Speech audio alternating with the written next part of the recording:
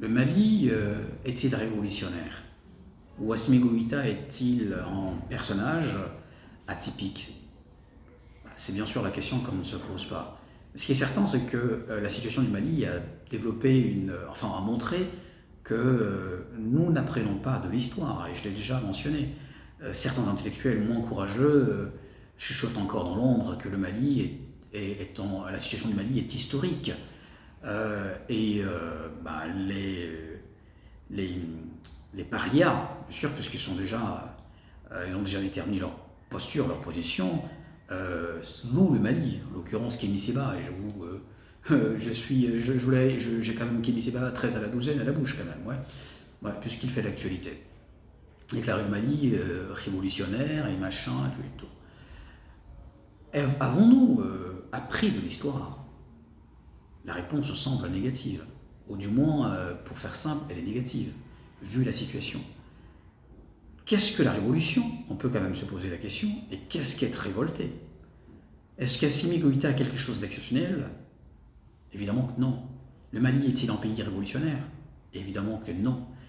La situation le prouve, les données le prouvent. Ça n'a jamais été un pays révolutionnaire, ni dans l'histoire, ni aujourd'hui, et peut-être demain.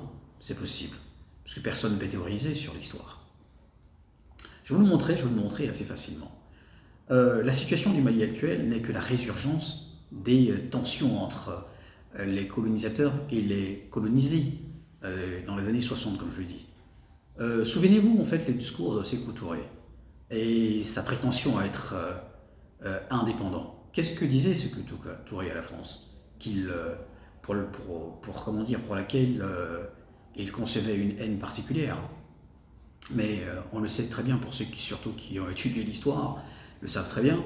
Eh bien, Sékou Touré commençait par dire que nous préférons la pauvreté dans la liberté que la richesse dans l'esclavage. Bon, ce qui est philosophiquement problématique, puisque la pauvreté ne peut pas... la pauvreté elle-même est une sorte d'esclavage. Quand on est pauvre, on est donné, on est largué à tout le monde. La preuve, c'est que quand il prend son indépendance,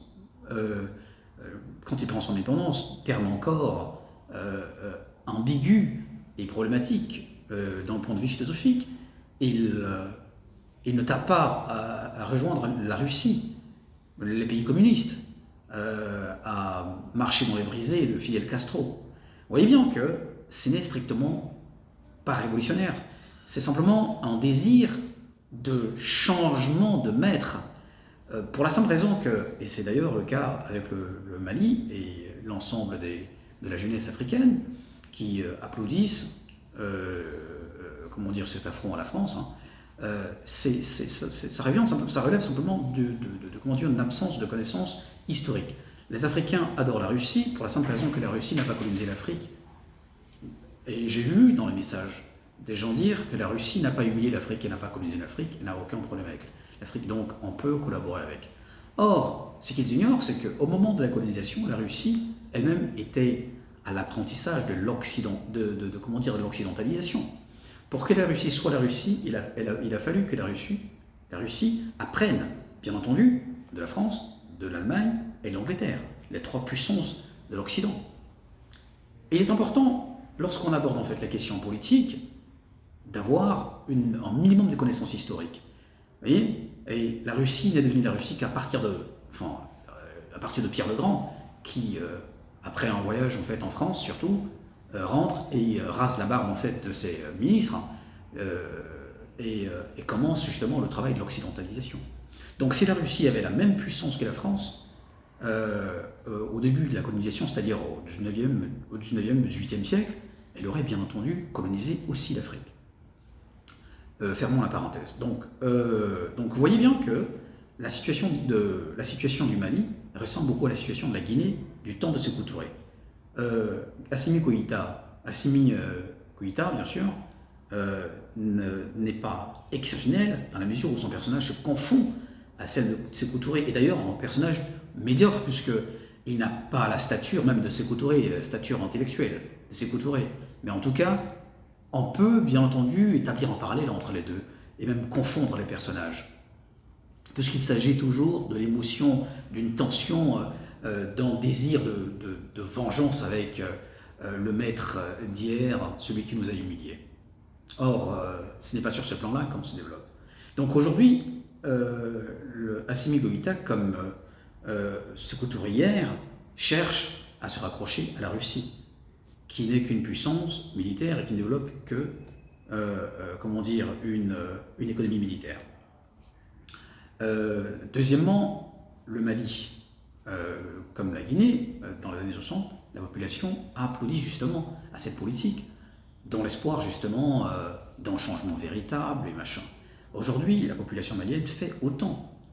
Malgré tout, malgré la situation, elle estime qu'elle vit une heure glorieuse. S'arc-bouter contre la France, résister à la France, sans moyen de résistance. À quoi de révolutionnaire, j'ai envie de demander. Entendons-nous bien, et je ne serai pas long, je suis déjà long et je suis à ma 6e minute, le Mali n'est ni révolutionnaire, n'a jamais été révolutionnaire, et c'est simplement actuellement un pays révolté, avec un chef d'État révolté, qui n'a aucun programme de révolution, puisque la révolution se passe de commentaires. Voilà, la Révolution française, bon, faut pas combattre en résistance politique et militaire, mais en bas, rien ne se passe. C'est-à-dire qu'on passe, par exemple, du servage à l'esclavage, comment dire, des forces physiques à la force mécanique. C'est ça la révolution.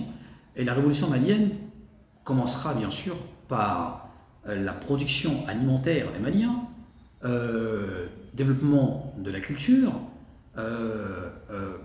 comment dire, aussi d'une politique, d'une révolution, enfin, d'une révolution sociale qui prendrait en compte, bien sûr, la liberté des femmes et que sais-je d'autre.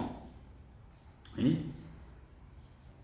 Nous sommes tellement dans la haine de la France que nous sommes condamnés à revivre les mêmes drames, les mêmes tragédies. Le Mali n'est pas révolutionnaire, Assimi Goïta n'est pas un personnage exceptionnel, il est aussi plat que du pain d'orge. Je vous remercie, au revoir.